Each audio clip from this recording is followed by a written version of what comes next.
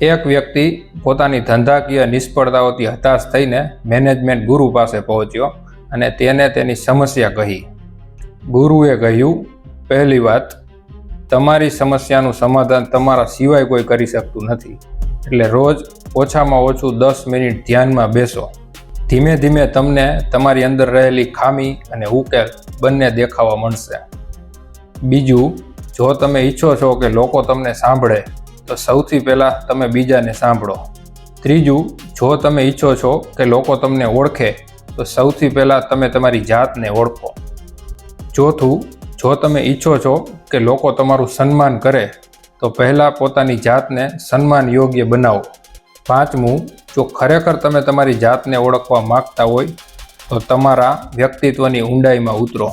તમારી આંતરિક ક્ષમતાઓને ઓળખો અને વ્યવસાયમાં પૂરી તાકાતથી ક્ષમતાને લગાવી દો. ત્યારે જ તમને સફળતા પ્રાપ્ત થશે.